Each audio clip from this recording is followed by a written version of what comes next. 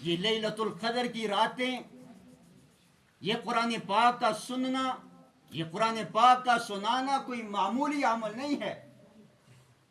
یہ سارے معمولات اللہ تعالیٰ کی امت کو، پیارے پیغمبر علیہ الصلوۃ والسلام کی امت کو بخشانے کے ذرائع ہیں۔ اللہ تعالیٰ چاہتا ہے کہ میرا بندہ دنیا میں بھی کامیاب ہو جائے، آخرت جو ہمیشہ کی زندگی ہے، لامحدود زندگی ہے، اس میں ہمیشہ ہمیشہ کے لیے کامیاب ہو جائے۔ اس کامیابی کو سمیٹنے کے لیے اللہ تعالیٰ نے یہ مختلف طریقے، مختلف عبادات رکھی ہیں کہ میرا بندہ کسی نہ کسی طریقے سے میری طرف آ جائے، مجھے پہچان لے، میرے رسول کو پہچان لے، میرے رسول کی تعلیمات کو پہچان لے اور میرا برگزیدہ بندہ بن جائے۔ تو اللہ تعالیٰ نے اس کے لیے مختلف مواقع پر مختلف عبادات کو پیارے رسول صلی اللہ علیہ وسلم کے صدقے میں اس امت کے حوالے کی ہیں۔ انہی عبادات میں سے ایک عبادت مصلی رسول پر کھڑے ہو کر قرآن پاک سنانا اور پیچھے کھڑے ہو کر قرآن پاک سننا تراویح کے اندر۔ اور اسی طرح اسی ماہ مبارک کو اللہ نے رحمت، مغفرت اور جہنم سے آزادی کا مہینہ بنا دیا، رمضان المبارک۔ اس کے نام پر ہم غور کریں، یہ نام صرف نام ہی نہیں بلکہ یہ اللہ کی رحمت، اللہ کی مغفرت کے دریا بہا رہا ہے۔ فرمایا کہ رمضان، رمضان کے پہلا لفظ را آتا ہے، را رمضان المبارک کے پہلے عشرے کی طرف اشارہ کرتا ہے کہ پہلا عشرہ اللہ نے رحمت کا عشرہ رکھا ہے۔ فرمایا کہ رمضان کا دوسرا لفظ میم رمضان المبارک کے دوسرے عشرے کی طرف اشارہ کرتا ہے کہ یہ عشرہ اللہ تعالیٰ کی طرف سے اس امت کی مغفرت کا عشرہ ہے۔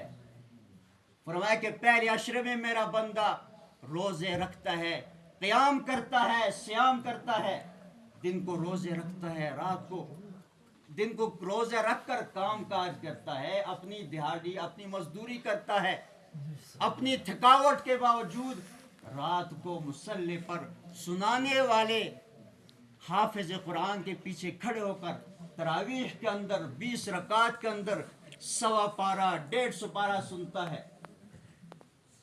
فرمایا کہ جب یہ پہلا عشرہ مکمل ہوتا ہے اللہ کی رحمت ان پر مکمل ہوتی ہے۔ جب وہ اللہ کی رحمت کے ڈھانپ میں آ جاتا ہے، اللہ کی رحمت کی چادر میں آ جاتا ہے، تو دوسرا عشرہ اسٹارٹ ہوتے ہی، شروع ہوتے ہی اللہ تعالیٰ ان کے لیے مغفرت کا پروانہ بھیج دیتے ہیں۔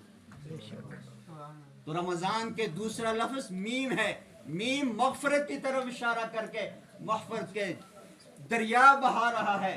فرمایا کہ تیسرا لفظ وعد ہے، یہ میرا رب اس امت کی ہمیشہ کی کامیابی کی ضمانت دیتا ہے۔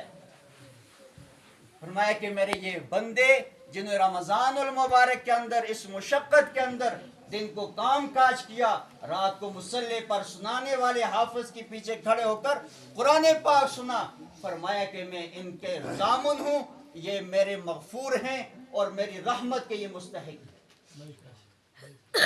فرمایا کہ الف، رمضان کا الف اشارہ کرتا ہے، اشارہ دیتا ہے کہ اللہ تعالیٰ کے انعام کے مستحق ہیں، یہ انعام یافتہ بندے ہیں۔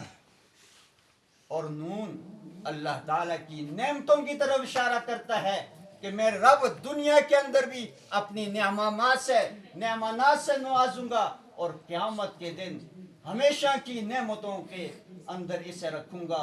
کل قیامت کے دن فرمایا کہ دسترخوان بچھا ہوگا، جنت کی نعمتیں دسترخوان پر ہوں گی، جتنے بھی روزے دار ہیں میرے محبوب کے امتی، فرمایا کہ سب کے سب دسترخوان پر بیٹھے ہوں گے، افطار کر رہے ہوں گے، خوش گپیوں میں ہوں گے، ہنسی مذاق کر رہے ہوں گے، اور پوری امت باقی حساب و کتاب میں پھنسی ہوگی۔ اللہ کے پیارے محبوب صلی اللہ علیہ وسلم فرماتے ہیں کہ پوچھا جائے گا کہ یہ کون لوگ ہیں؟ کہ جو بیٹھے ہوئے ہیں، کھا رہے ہیں، پی رہے ہیں، گپ لگا رہے ہیں، کوئی ٹینشن نہیں، قیامت کا ماحول ہے، قیامت کا منظر ہے، سارے لوگ اپنے گناہوں میں ڈوبے ہوئے ہیں، ہر ایک ٹینشن اور پریشانی میں ہے، اور یہ لوگ کھانے میں لگے ہوئے ہیں، مصروف ہیں، گپ شپ میں ہیں. اللہ اکبر. حدیث میں آتا ہے کہ ان کو کہا جائے گا کہ یہ میرے محبوب صلی اللہ علیہ وسلم کے امتی اور امتی بندیاں ہیں، جنہوں نے دنیا کے اندر رمضان المبارک کے روزے رکھے، دن کو روزے رکھے، رات کو قیام کیا، اللہ کے احکامات کو پورا کیا، اور رمضان المبارک کے روزوں کا حق ادا کیا. آج اللہ انہیں انعامات سے نواز رہا ہے. ہم میں سے کون ہے جو یہ چاہتا ہے کہ اس نعمت والے دسترخوان پر ہم بیٹھیں اور اللہ کی نعمتیں لوٹیں؟ سب چاہتے ہیں. اللہ تعالیٰ ہم سب کو نصیب فرمائے، امت محمدیہ صلی اللہ علیہ وسلم کو نصیب فرمائے. یہ وہ بابرکت مہینہ، کوئی معمولی مہینہ نہیں. تو اس رمضان المبارک